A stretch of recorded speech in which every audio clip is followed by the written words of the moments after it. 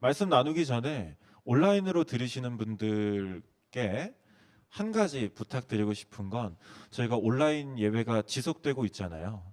그래서 각자 늘 있는 자리에서 예배를 드리게 되실 텐데, 그러면 어쩔 수 없이 편안함이, 그리고 어떤 격식의 무너짐이 생기기 마련이에요. 그래서 영상을 켜달라고 말씀드리는 건 여러분의 예배 자세, 그리고 여러분의 예배 드리는 마음을 위해서 말씀을 드리는 겁니다. 그래서 화면을 켜주시고 오디오를 연결해 주시고 그렇게 예배를 드려 주셨으면 좋겠습니다.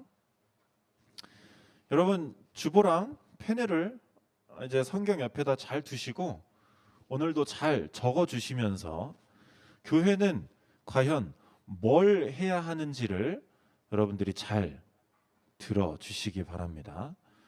자, 저를 보시고 저에게서 눈을 떼지 않으셨으면 좋겠어요.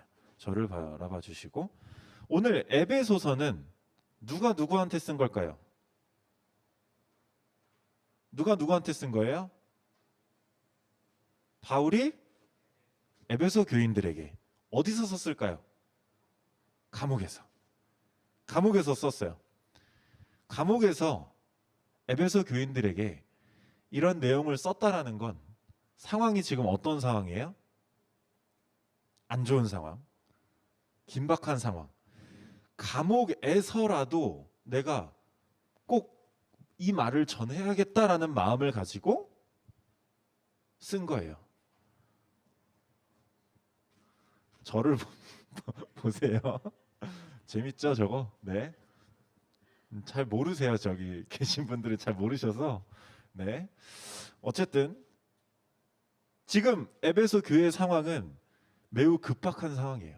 바울이 내가 이 감옥에서라도 이 말씀을 쓰지 않으면 안 되겠다라고 하는 상황입니다.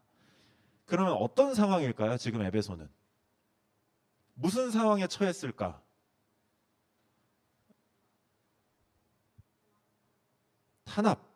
탄압도 있었어요. 그렇지만 에베소의 가장 큰 주된 분열의 원인은 뭐였냐면, 그때 당시에는 헬라인이랑 또 어떤 인이 있었죠? 유대인과 헬라인이 한 교회 안에 있었어. 유대인은 구약을 알아요, 몰라요? 구약 박사겠죠. 헬라인은 구약을 알아요, 몰라요? 모르죠. 문외한이에요. 그러니까 이 두 그룹이 한 교회에서 섞이기 위해서 많은 노력들을 했지만 그럼에도 불구하고 분열이 계속 일어나고 있었다라는 거예요. 그렇기 때문에 이 바울은 에베소 교인들에게 교회는 뭘 해야 되는 데냐? 이런 걸 해야 되는 곳이다라고 알려주고 있는 거예요. 그 내용이 에베소서의 내용입니다. 그래서 오늘은 바울이 에베소 교회의 분열을 막기 위해서 어떤 말을 하고 있는지, 그리고 실제로 지금 우리가 살아가고 있는 지금의 교회들이 어떤 분열들이 일어나고, 그리고 그 분열을 막기 위해 옛날에 있는 그 바울이 지금 우리 한국 교회, 그리고 여러분들에게, 그리고 여러분들이 앞으로 이뤄나갈 교회들에게 어떤 말을 하고 있는지를 잘 보도록 하겠습니다. 1절을 한번 여러분이 읽어주세요. 1절. 자, 1절을 읽어주시면 됩니다. 시작.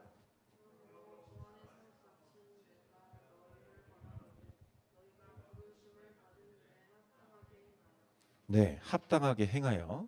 바울이 1장, 3장, 1, 2, 3장은 어떤 교리에 관한 이야기를 하는 거고, 지금 에베소서 4장부터는 아주 실천적인 이야기를 하는 거예요. 그러니까 바울이 실천적인 이야기를 하는 건 4장부터 시작입니다. 그래서 내가 지금 갇혀 있는데 너네들한테 권한다. 그리고 나서 바울은 부르심을 받은 일, 너네들은 부르심을 받은 자들이다라고 이야기를 하고 시작을 해요. 이거 되게 중요해요. 저를 보세요. 부르심을 받은 자들이라는 사도 바울의 말은 처음부터 에베소 교인들의 정체성을 일깨워 주는 거예요. 너네가 그냥 교회에 모인 사람들이 아니라 하나님께 한 명 한 명 부르심을 받은 자들이다. 이 정체성이 왜 중요하냐면 지금 여러분의 정체성은 학생이니까 당연히 공부를 해야 된다로 이어지잖아요. 그런데 교회 안에서 부르심을 받은 자들이라고 한다면 내가 부르심을 받았기 때문에 내 인생을 어떻게 살아가야 되는지를 깨닫게 해주는 거예요. 그러니까 정체성을 깨닫게 해준다라는 건 내가 왜 공부를 하는지, 내가 왜 살아가는지, 내가 여길 왜 가는지를 알게 해준다라는 거예요. 그래서 사도 바울은 너네 지금 분열하고 싸우고 있지만 그 전에 너네 한 명 한 명 누구냐면 부르심 받은 사람들이다 라는 정체성을 일깨워주는 그런 말씀입니다. 이 정체성을 일깨워주고 정체성을 깨달은 사람은 어떻게 살아가야 하는지를 알아요. 어떻게 내가 살아가야 되는지를 알아요. 내 정체성이 이거구나. 적절한 예인지는 모르겠지만 본인의 이제 가지고 태어난 이 성에 대해서 거부감이 없는 사람들이 대부분이죠. 하지만 본인의 성에 대해서 거부감을 가지고 자신의 새로운 성 정체성을 깨닫는 사람들이 있어요. 옳다라는 게 아니고 있어요. 그런 사람들이. 그런 사람들이 성 정체성을 깨달으면 내가 남자임에도 불구하고 나는 내 성 정체성은 여자다라고 하면 여자대로 살아가잖아요. 여자의 모습으로. 지금 살아가는 사람들을 보면. 동일하게 여러분들이 정체성을 깨달으면 그 정체성대로 살려고 노력을 한다라는 거예요. 이 바울은 여기서 여러분들의 정체성을 먼저 끄집어내주고 있는 거예요. 너네 부르심 받은 자들이다. 하나님께 정체성을 먼저 깨닫게 해주고 있습니다. 그리고 그 부르심을 받은 사람들이 어떻게 해야 하는지를 2절과 3절에서 이야기를 하고 있어요. 2절 3절을 보시면 모든 겸손과 온유로 그리고 오래 참음으로 사랑 가운데서 서로 용납하고 평안에 매는 줄로 성령이 하나 되게 하신 것을 지켜라.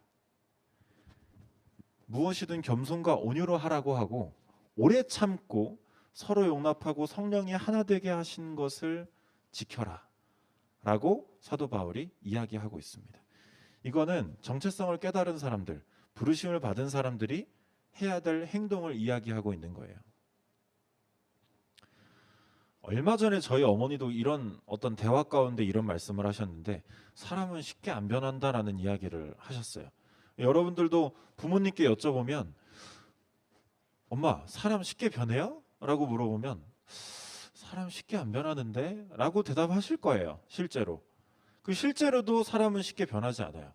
왜냐하면 자신의 경험과 신념들이 평생 쌓여져 왔기 때문에 그 생각들이 한 번에 바뀌기는 쉽지가 않다라는 거예요. 이런 생각을 저는 되게 많이 하기 때문에 어떤 저만의 또 다른 신념은 내가 나이를 얼마나 먹든 언제든 옳은 길로 변할 수 있는 사람이 되자라는 게 제 신념이에요.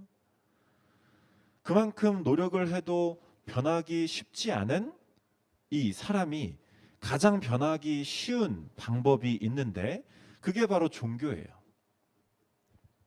종교를 통해서 사람들은 휙휙 바뀌어요.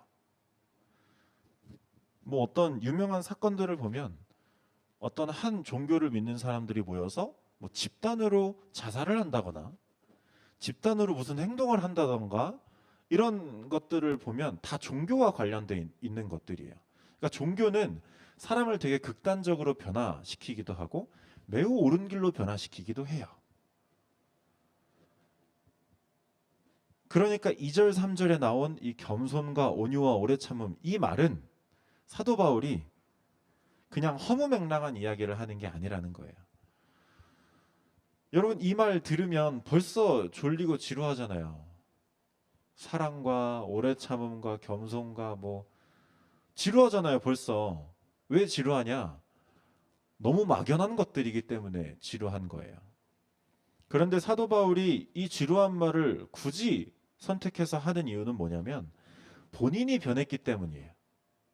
본인이 완전히 변해봤기 때문에 사도 바울은 너희들, 여러분들 변하실 수 있습니다라고 자신 있게 이야기하는 내용이 이 내용들입니다. 그래서 내용을 보면 첫 번째로 겸손이 나옵니다. 겸손은 뭐예요? 자만하지 않는 것이 겸손이죠. 이 겸손과 온유, 여기서 쓰인 겸손과 온유의 의미는 뭐냐면 내가 할 수 있는데 하지 않는 게 겸손과 온유예요. 내가 높아질 수 있는데 높아지지 않는 게 겸손과 온유예요. 그러니까 내가 어디 가서 대접받을 수 있는데 대접받지 않는 게 겸손과 온유인 거예요. 내가 할 수 있는데 하지 않는 것, 겸손과 온유. 오래 참음도 똑같아요. 내가 참지 않을 수 있는데 굳이 참는 거예요. 이런 비슷한 맥락들을 사도 바울은 이야기를 하고 있고 이 세 가지 공통점은 뭐냐면 쉽게 말해서 네 맘대로 하지 마라 라는 거예요. 네 맘대로 하지 마라. 여러분 맘대로 하면 어떻게 돼요? 여러분 마음대로 그냥 하면 여러분 그냥 하고 싶은 대로 맘대로 하면 본능적인 욕구들을 꺾어내지 않고 끊어내지 않고 그냥 하고 싶은 대로 하면 어떻게 돼요?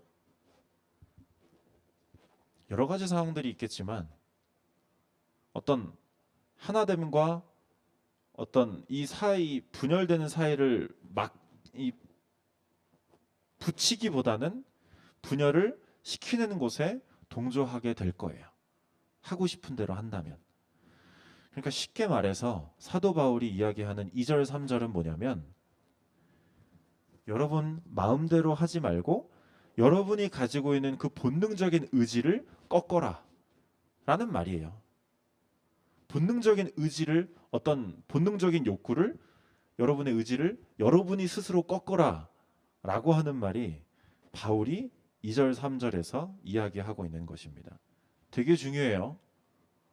여러분 본능적인 의지를 꺾어야 하는 것 되게 중요합니다. 그래서 그러면 이 2절 3절 바울이 이렇게 하라라고 이야기하는 것들을 어디서 실현시켜 볼 수 있을까? 생각을 한번 해보시기 바랍니다. 어디서 실현시켜 볼 수 있을까? 어디서? 교회에서 또 어디서? 집에서. 여러분들 보통 가지고 있는 문제들은 보통 어디서 다 일어나요? 학교에서 일어나죠. 그러니까 부모님과의 관계에서 일어나고 친구들과의 관계에서 일어나고 어떤 누군가의 관계에서 일어나고 나 스스로의 관계에서 일어나요. 그러니까 문제는 여러분들의 삶에 있다라는 거예요. 그러니까 이 말씀을 지켜야 하는 건 오로지 교회 와서만 지켜야 하나요? 아니라는 거죠. 이 성경에서 말하고 있는 2절, 3절 여러분들이 해야 하는 건 교회 와서 해라라는 말이 아니에요. 여러분들 삶에서 해라라는 말이에요. 그러니까 성경은 주일날 와서 하나님께 예배 드리는 거에 대한 것만 있는 게 아니라 훨씬 더 많은 부분이 여러분들의 월화수목금토에 있다라는 거예요. 지금은 교회 오고 집에 가면 땡이잖아요. 저도 그랬어요. 지금도 그게 강해요. 제 마음, 제 어떤 습관 속에는 그게 강해요. 주일날 딱 끝나면 다른 사람의 어떤 다른 모드로 변해요. 그게 어쩔 수가 없어요. 하지만 성경을 보다 보면 주일날 예배 드리는 거에 대한 이야기보다 여러분들의 월화수목금토 평일날에 대한 이야기가 훨씬 더 많이 들어와 있다라는 거예요. 제가 감사에 대해서 이야기를 쭉 하고 지금은 교회에 대한 이야기를 계속 하고 있어요. 여러분들이 교회라고 했고 개별성을 가진 교회라고 했고 다양성으로 모인 또 하나의 교회 공동체라고 했었어요. 그러면 교회가 해야 되는 일은 뭐냐면 여러분들이 결국 2, 3절처럼 살아가는 게 교회가 해야 될 일이라는 거예요. 그러니까 여러분들이 밖에 나가서 봉사하고 뭐 어떤 불우이웃 돕기 이제 성금을 하고 불쌍한 사람 도와주고 막연하게 이렇게 생각하는 게 아니라 여기서 말하는 모든 일에 겸손과 온유로 하고 오래 참고 하나 되게 하는 걸 여러분들이 일상생활에서 해야 된다라는 말이 이 성경의 말씀이라는 거예요. 예배 어떻게 드려야 됩니다? 뭐 어떤 마음을 가져야 됩니다? 이런 것들만 말하는 게 아니라 여러분들의 일상생활까지 성경은 말하고 있는 거예요. 분열되게 하지 말고 참음을 통해서 하나 되게 해라 라는 말이 오늘 본문 말씀인 거예요. 그래서 2절 3절에 나오는 겸손 온유 오래 참음을 보면 어떤 결과를 낳아요? 하나됨의 결과를 낳죠. 반대로 교만, 온유하지 않음, 그다음에 참지 않음은 어떤 걸 낳아요? 어떤 결과를 낳아요? 분열이라는 결과를 낳아요. 서점에 가서 보면 어떤 책들이 지금 베스트셀러에 있냐면 최근에 서점 가본 적 있나요? 있어요? 좋습니다. 뭐 사러 갔어요? 책을 사러 갔다고요? 대단합니다. 대단한 거예요. 베스트셀러의 목록을 보면 뭐가 나와 있냐면 요즘에 또 주식이 핫하잖아요. 투자의 본질, 자본 체력, 나는 주식 대신 달러를 산다.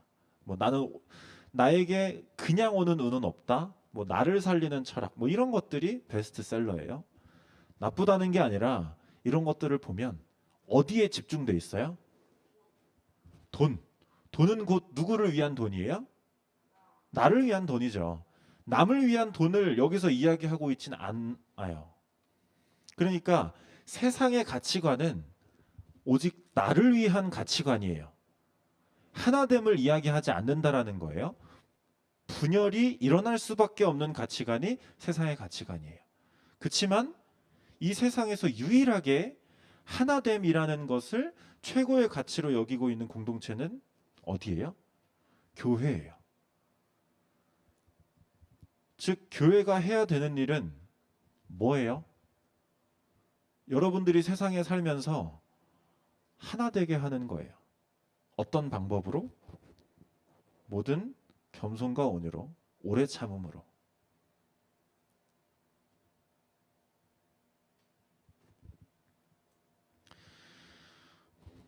이 근거가 4절 5절에 나와 있습니다. 4, 5, 6절에 나와 있어요. 우리가 2, 3절 이거를 왜 해야 되냐? 부르심을 받았기 때문입니다. 부르심을 받은 것에 대한 더 강력한 근거를 4절, 5절, 6절에서 이야기하고 있습니다. 우리를 부르신 하나님이 누구신지, 그리고 왜 우리가 하나됨을 강조해야 되는 건지를 말하고 있어요. 4절, 5절, 6절에 보면 몸이 하나요, 성령도 한 분이고 한 소망 안에서 부르심을 받았고 주도 한 분이시고 믿음도 하나요, 세례도 하나요, 하나님도 한 분이시다. 저를 보세요. 근거가 뭐예요? 하나님은 몇 분이시기 때문에? 한 분이시기 때문에 여러분도 하나가 되어야 합니다. 라는 말을 사도 바울은 하고 있는 거예요. 여기서 사도 바울의 표현을 보면 매우 놀랍습니다. 여러분 지금 제가 여러분들 중에 누군가 딱 집어가지고 하나님에 대해서 여러분들이 할 수 있는 만큼 설명해 보세요라고 말하면 어떤 설명을 할 것 같아요? 한번 부탁해 볼까요? 어렵죠? 그냥 좀 막연한 표현들이 생각나요. 뭐 크신 분, 위대하신 분, 나를 구원하신 분, 뭐 이런 표현들이 생각이 나는데 사도 바울은 어떻게 표현하고 있냐면 6절 후반절입니다. 만유라는 뜻은 뭐냐면 우주에 존재하는 모든 것이라는 뜻이에요. 그러니까 우주에 존재하는 모든 것의 아버지시라. 우주에 존재하는 모든 것 위에 계시고 만유를 통일하시고 만유 가운데 계시다 라는 표현을 바울은 하고 있어요. 엄청나게 놀라운 표현입니다. 저나 여러분들은 죽었다 깨어나도 이런 표현은 못해요. 경험해본 사람만이 할 수 있는 표현이라고 생각이 듭니다. 그렇기 때문에 하나됨 그 자체이신 하나님을 따라서 여러분들이 가지고 있는 본능을 꺾으면서 살아가야 하는 게 곧 누구를 따라하는 거예요? 하나님을 따라하는 거예요. 하나님을 따라 사는 거예요. 밖에서는 본능을 참지 않습니다. 돈 주고 해결하거나 돈으로 산다거나 해요. 근데 우리는 그렇게 하지 않아요. 근데 세상 사람들은 어떻게 보죠? 좀 답답하게 보기도 하고 뭐 굳이 그럴 필요 있냐라고 보기도 해요. 하지만